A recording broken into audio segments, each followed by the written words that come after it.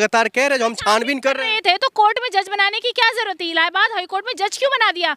जब तक छानबीन चल रही थी उनको उनके पोजीशन से आप बाहर रखते, निष्कासित कर देते, जब तब तक के लिए रोक देते, उनको बोलते कि आपको कोई काम करने की जरूरत नहीं, आप घर बैठिए। आप उनको पोजीशन पर रखेंगे, वो अपना काम करते रहेंगे, वो जज बनते रहेंगे, वो फैसले देते रहेंगे और खुद पैसों का कांड करेंगे, कैश कांड करेंगे।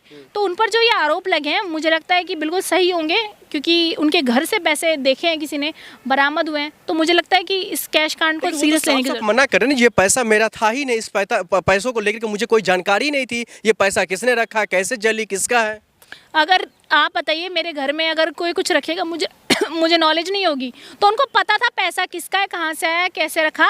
उन्होंने पलड़ा झाड़ लिया और उनको सपोर्ट मिला सत्ता का, इसलिए वो बच गए। अगर आज विपक्ष का कोई नेता होता, विपक्ष का कोई ईडी सीबीआई अगर जांच कर रही होती, तो आज उस कैश का पता भी लग जाता, वो कहाँ से आए हैं। फिर वो जोड़ देते कि आतंकवादियों ने रख दिए, पाकिस्तान से जोड़ देते। इनका कुछ नहीं है, कोई ईमान धर्म नहीं है, तो ये लोग ऐसे ही करते हैं। तो आज भारतीय जनता पार्टी के सपोर्ट में जो वकील, जो जज खड़ा रहता है, आज उसकी बारी थी, तो इन्होंने जांच नहीं बिठाई, ईडी भी नहीं आई, सीबीआई भी नहीं आई और पता भी नहीं लगा कि किसका कैश था। क्या लग रहा है इसका सच कब तक सामने आ सकता है? पता नहीं, इस देश के अंदर कई केसेस पेंडिंग है, ऐसी होता है, केसेस पेंडिंग रहते हैं, तारीख लगती है, लोग आते हैं, लोग जाते हैं, लोग भूल जाते हैं।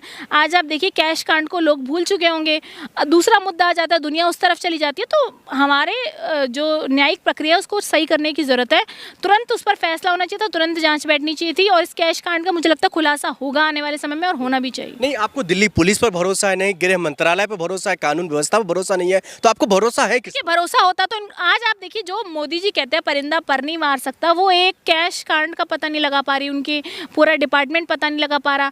तो दिल्ली पुलिस पर क्या भरोसा करें? हमें किसी पर भरोसा नहीं है, क्योंकि अगर भरोसा होता तो इनको पता लग जाता कि कैश उस जज का है कि नहीं, उस पर एक्शन लिया जाता, उसे उसकी पोजीशन से हटाया जाता। लेकिन ऐसा कुछ नहीं होता, इसका मतलब सपोर्ट है कहीं ना कहीं सरकार का उन पर। एक वक्त था जब वो बंगला खाली करने को लेकर के तैयार नहीं थे, कई तरीके के फोर्स लगा दिए गए थे। दूसरा मामला कैश कांड का है और तीसरा मामला उनका मुकरने का, तो इसको कैसे देखते हैं? देखिए, पहले भी कई केसेस उनके ऊपर दर्ज है, अगर आप गूगल खंगालेंगे तो आपको नजर आएगा कि उनके ऊपर पहले भी कई केसेस है।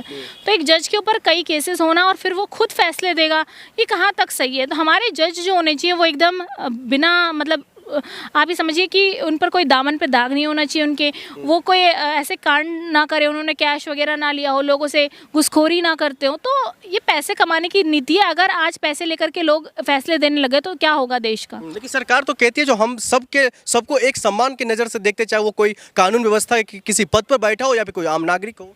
अगर सबको समान नज़र से देख रहे थे तो आपकी ईडी सीबीआई इनको घसीटती हुई ले जाती, इनसे घंटों घंटों पूछताछ करती। आप विपक्षी नेताओं से तो पूछताछ कर लेते, विपक्ष के तमाम लोगों से पूछताछ कर लेते हैं, लेकिन आप इनसे कब पूछताछ करेंगे?